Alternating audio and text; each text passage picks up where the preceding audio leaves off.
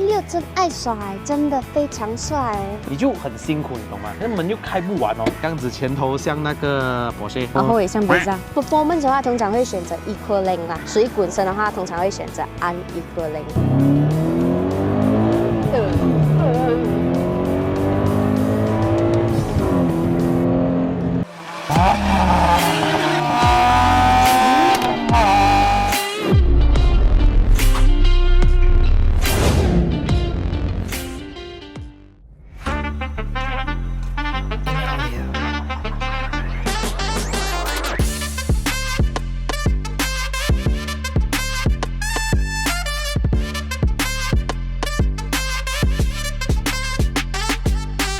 你看，一定是又被我的标题还有我的封面所骗进来的。哎，我不是想骗的，是你们的好奇心造成你们 click 进来，不是我 clickbait 啊。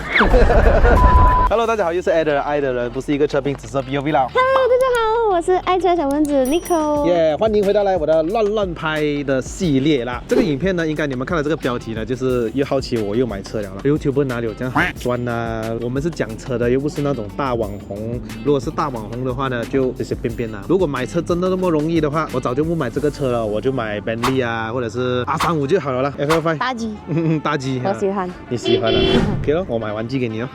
今天呢，我们要来讲一台车，就是我们身后面这一辆 Toyota 的 GT86，代号为 ZN6 啊，然后Subaru叫 ZC6。这辆车呢是13年的款的，车主呢是 Ryan 狗狗的。有兴趣的话，不妨可以去订阅他的频道，他也是 review 车的，他是在 JB 的。那他刚好呢是把这辆车停在我的家，刚好呢还要来 KL 拿车啊，下去试驾1个礼拜。然后他的车没有位置停，就停我家咯。Toyota GT86 呢，我其实有试驾过了的，大概一年多前吧，也是同一个颜色。也是同一个款，也是 manual 的，不妨可以去看一下 walk around review， 还有就是可以看我试驾上山，那辆车是有改装过的。今天为何我要来讲这一台 GT86 呢？因为它是完全原装的 suspension， 原装的卡钳，原装的椅子，最重要是原装 clutch， 而我驾到很舒服，我很喜欢驾，所以我要分享这个给你们知道。现在的二手价呢，你会在 Muda 或者是 Facebook Marketplace 最便宜找到大概8万块左右啦，8万块可以买吗 ？OK 啊，平民超跑哎。最重点就是它样子可以吸引到很多人。双门耶。对，然后你停着车的时候，怎么角度看下去啊，它都很像一台超跑，而且它又矮。二手价也许你看下去8万块是便宜的，不过你当时如果你前几年大概120、130买回来的话，你卖出去也不会亏太多。而且我讲的8万块是最便宜那种 condition 可能没有那么美的哦，如果是美的话，可能都要10万块左右。但是我比较建议买15、16年那个 facelift 的。那怎么看的是 facelift 呢？你注意看的 meter 那边有一个小彩色荧幕，那边有的看油温、水温、油压那些的。方向盘又多了一些多功能的按键，然后它的马力也大一点。这台13年的是200 PS， 那一台是215 PS。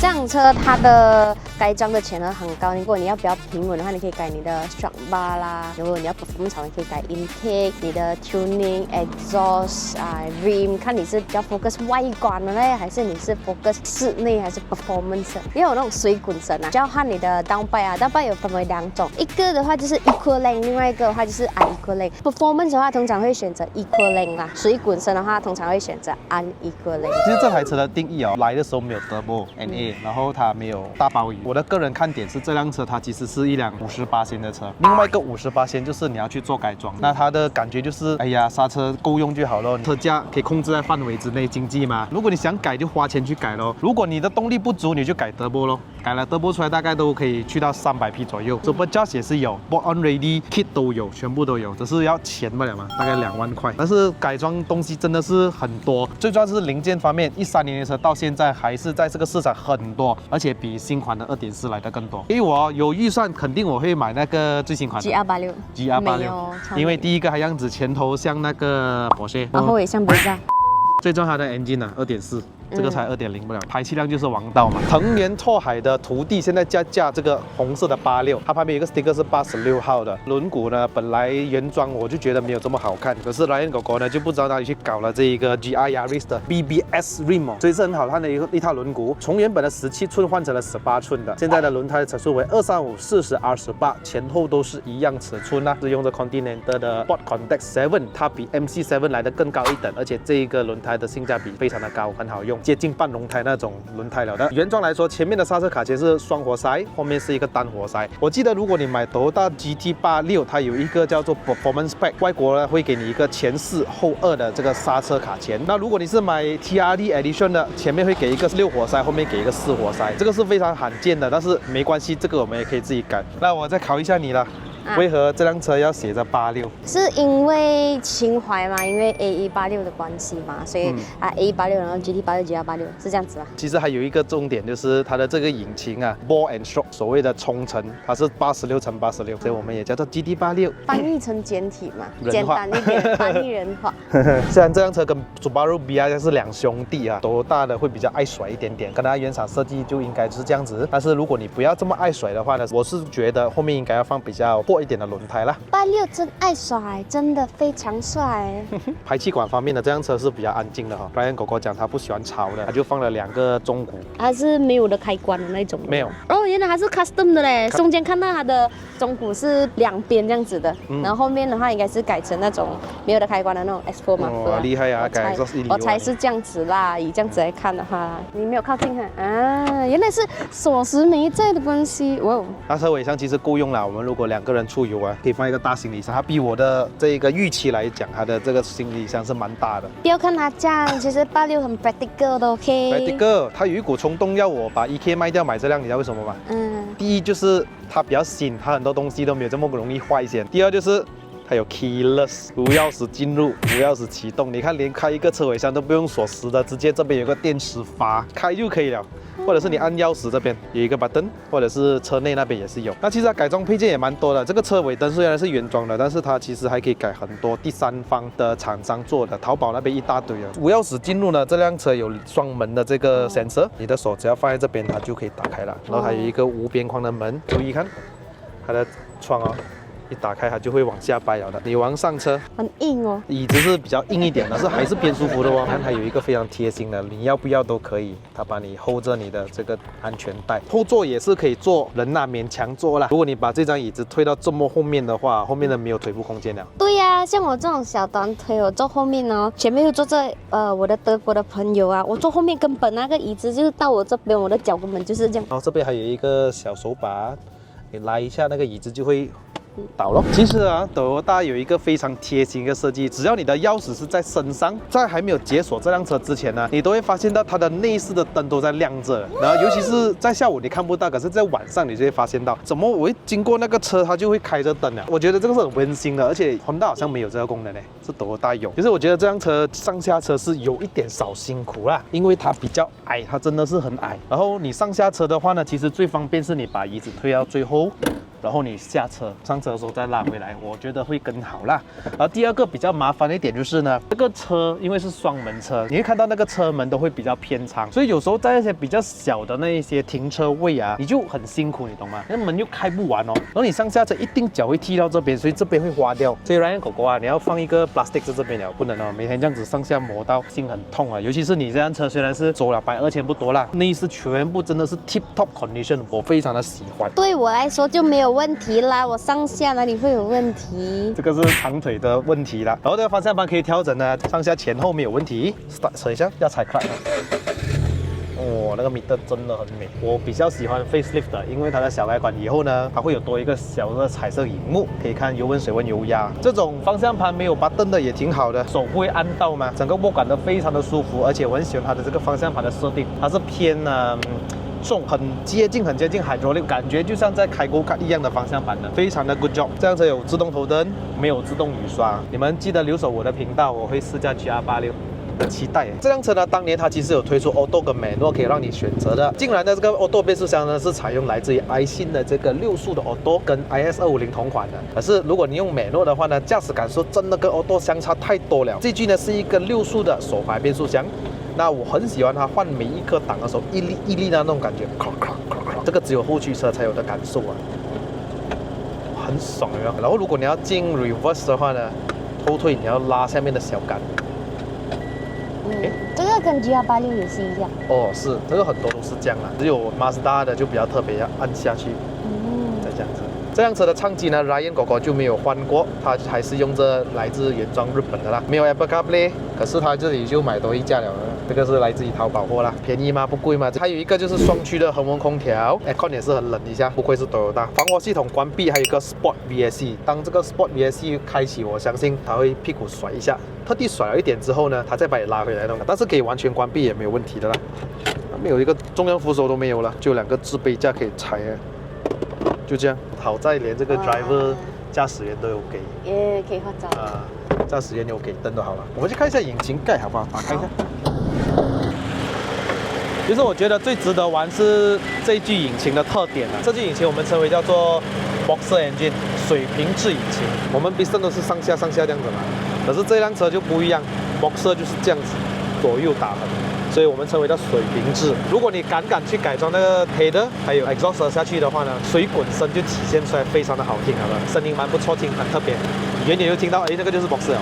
保时捷也是用这同款这样子的这个引擎设置啊。那么这具引擎呢是 Toyota 跟Subaru 呢联发合作的一具4缸的自然吸气的水平制引擎。Subaru 的代号叫做 FA20，可是在 Toyota 里面它叫 4UGSE， 排气量的2.0公升的自然吸气可以产生200 PS， 还有205个牛顿米。为什么这辆车的马力和扭力会是差不多嘞？哦 ，NA 最漂亮的这个设置就是在这边了。当你到高转的时候，马力跟扭力是一样的话哦，它的这个动力才平顺。所以我觉得这辆车特点就是每1000转的动力也都是很顺着上的，我很喜欢这种感觉 ，balance， 很 balance， 所以不会感觉到扭力大过头，然后马力又不够高，不会去。然后狗狗呢就没有对这辆车做出任何的 remap， 那还是原装，而且打95哦。可是我不知道可不可以，他说是 OK 的，你们留言在下面给我知道一下，毕竟它的这个压缩比是12比5比1这么高。当然现在新的 ECU 也是很厉害了啦，打95、97它都会自动调整啊。它就改了一个 Blitz 的这个 intake 的管，还有这个 Blitz 的 front strut bar， 还有 rear anti roll bar。我喜欢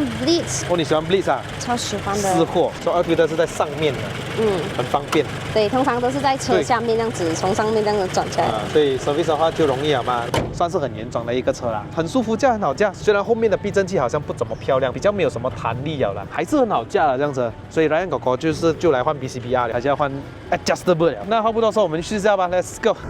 还有这辆车就是唯一不方便就是它没有 auto lock， 多大以前都是这样，还有一阵子就是没有 auto lock， 要买一个 life hack 的东西放在 OBD 那边就可以用 auto lock 啦。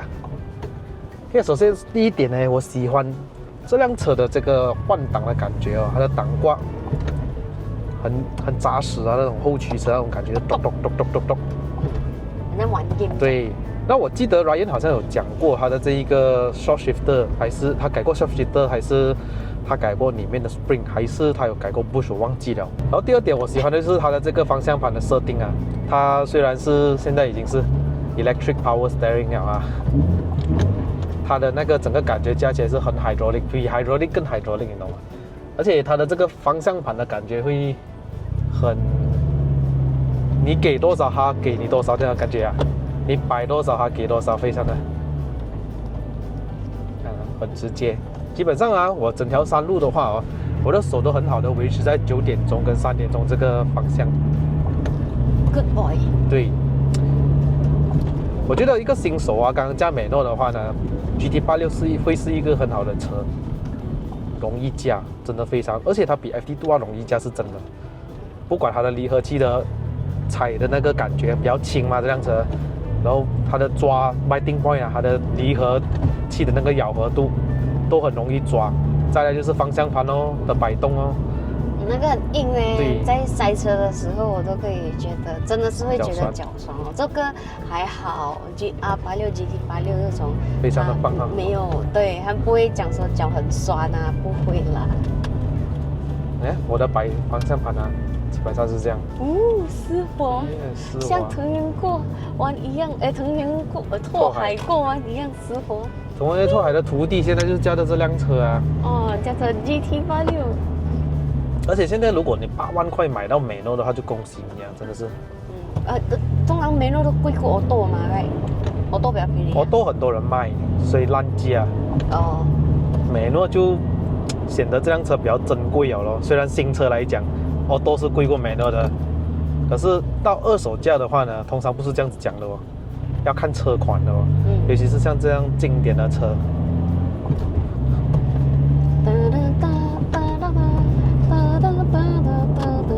完全不改的车就是好价，真的。而且哦，昨天我做了杰瑞的 FK8 嘛，它改有 Sport Spring 的嘛。So FK8 其实在 Comfort Mode 的情况下，不管是 Sport 还是 Comfort， 你会感觉到会比这辆车更加舒服。所以 GT86 可见它原装的那个避震器啊，不会太舒服。它是在这个它的 look 是很超跑。可是它驾起来没有像超跑这样硬，可是它比一般的日常生活用的车是硬的，它完全符合我的口味。是很多东西虽然很电子化了，可是这辆车它尽量可以的话都不给你，就好像这些自动补油不给啊，你可以得到最好的那种换挡啊，你可以得到最好的那种驾驶体验呐，还保持着那种原始的味道，对的，没有错了，经典的味道，很经典。如果是我买这辆车的话，我也是会买美诺哦。一定要买美诺，因为我驾过 auto 在乌鲁央，和我在云顶的美诺的，真的是很大差别。连车主有驾过的都会讲，真的很大差别。哥哥，你要买吗？那我就有机会驾手牙的 GT86，就成为最亮的一口。悬挂的设置呢，前面是一个麦花臣，后面是一个双 AB Double Wishbone， 那操控真的是很棒的这样子。你会感觉到车头跟车尾的重量一样多的时候哦，而且你又坐在这么中间，所以稍微的屁股反应这样你都懂啊。来让我用我的屁股来做 dyno 机一下，这辆车差不多200 horsepower， 可能有出一点啦，205应该有啦，很动的话也是205动啊。数据上来讲，205个动。因为它有改一点点东西，讲如果还有换 drop-in air filter 的话，应该有增加一点点啊，也帮助到 exhaust flow， 它 exhaust 也换了嘛，所以 exhaust 的 flow 上面变高了，所以它的这个 performance 就会比较好一点。因为它也没有讲说把那个 exhaust 改到特别大这样子，如果特别大还可以讲说可能会 lost power 这样子，让它改到刚刚好，就适中。AC off， 是看高转的感觉啊。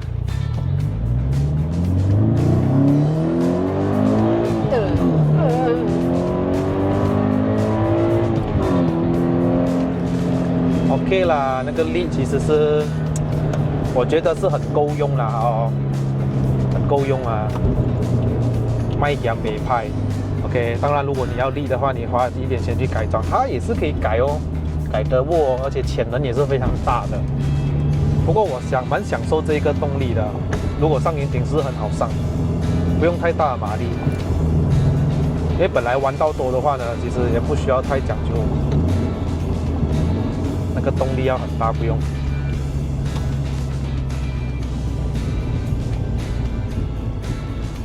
而且还有一点都不吃油，我觉得很 balance 啊。一桶油应该打满的话100块马币吧，run 95了，然后可以行驶大概400多，没问题。前方那边有鼓起2块，大概让我知道这个车头是到这边的。第二点就是它的这个玻璃的面积啊，因为它打斜嘛，所以视野角度自然而然会比较少。好在就是它的 side mirror 给的够大，所以我看到后面都很清楚。所以严格来说，这辆车的视野是 OK 的。日常生活驾车，上班要塞车，你喜欢美诺，你的不顾一切你都会去接受，道理是一样的。OK， 所以好了，这一次的总结就告诉你们，要买这个车。First thing by 美诺。好了，那这个本集的视频就到这边了。如果喜欢看我们的影片的朋友呢，不要忘了按赞、订阅、分享，还有打开小铃铛，不要忘了 follow 我们2个的 IG。这期是要感谢 Ryan 狗狗借我们车啊，谢谢来源，谢谢 Ryan 狗狗，拜拜，拜拜，大家观看 NA 啊，拜拜NA Nico Eden。